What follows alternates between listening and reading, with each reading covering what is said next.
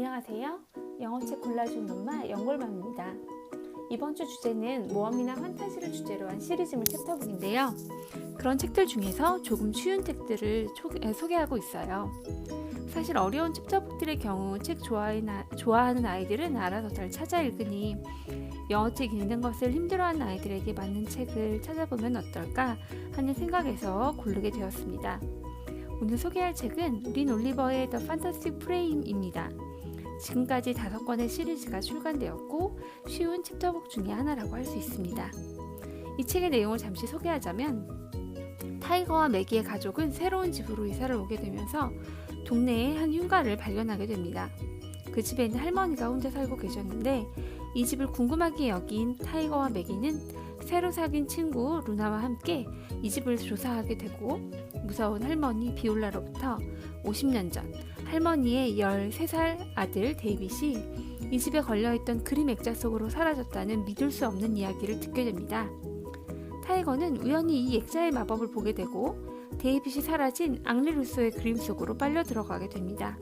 그 안에서 호랑이를 마주치지만 극적으로 도망쳐 할머니의 집으로 돌아온 아이들은 할머니에게 아들 데이빗을 꼭 구출해주겠다는 약속과 함께 마법의 프레임 속으로 모험을 시작하게 된다는 이야기입니다. 이 책의 렉사일 지수는 520이고요. 독서 권장 학년은 초등학교 2학년에서 4학년입니다. 이 책 역시 글씨도 크고 페이지 수도 128페이지로 얇은 편이에요. 챕터북 중에서는 흔치 않은 컬러 일러스트도 포함되어 있습니다.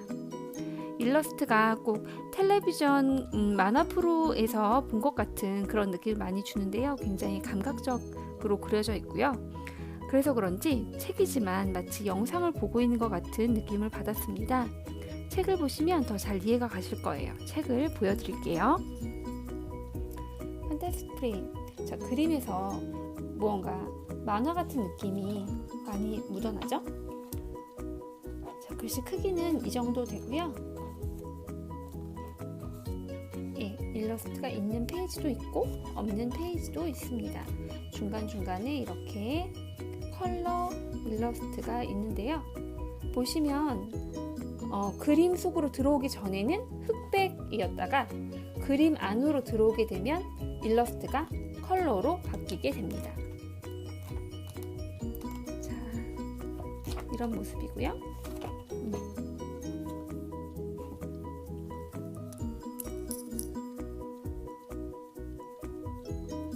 자, 이 작품을 쓴 린 올리버는 예전에 소개해드린 작가들처럼 수십 권의 베스트셀러를 쓴 유명 작가입니다. 책뿐만 아니라 여러 방송국과 채널에서 다양한 영화 및 텔레비전 프로그램을 제작했고요.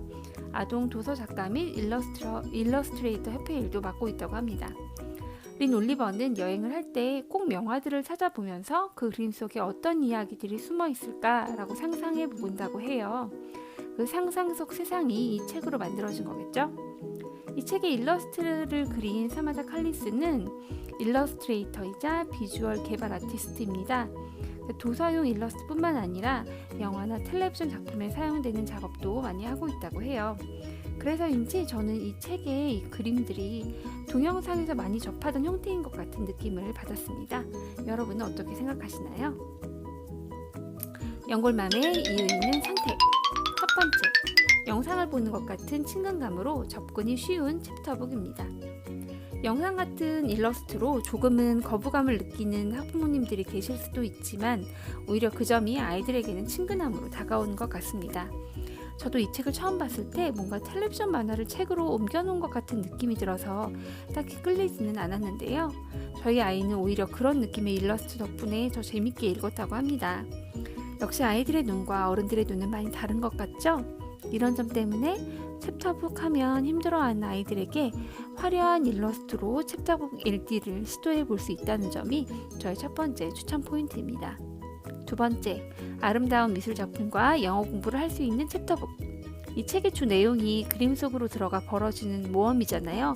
아까 보신 것처럼 그림이 나오기 전까지는 흑백의 일러스트가 있다가 그림 속으로 들어가면서부터 이제 컬러로 바뀌게 되는데요. 바로 그 배경이 되는 그림들은 그냥 이 일러스트레이터가 창작해낸 그림이 아니라 기존에 존재하는 유명한 미술 작품들입니다. 지금 보여드린 이 1권의 배경이 되는 그림은 앙리 루소의 열대 폭풍우 속의 호랑이이고요. 이어지는 시리즈들에서는 조르주 세라의 그랑드 자트 섬의 일요일 오후, 에드워드 호퍼의 밤새는 사람들, 조지아 오키프의 붉은 구름과 페더널 산, 디에고 리베라의 백합을 아는 소녀 등을 등장을 시켜서 아이들이 이 책을 보면서 다양한 작가들의 명화들을 자연스럽게 접할 수 있는 기회를 주고 있습니다. 챕터북을 읽으면서 영어 실력뿐 아니라 유명한 미술작품과 작가를 알게 된다는 것 또한 이 책만이 가지고 있는 뛰어난 점이라고 생각을 합니다. 그림 정보도 링크 걸어놓을 테니까요. 궁금하신 분들은 들어가서 보시면 좋을 것 같습니다.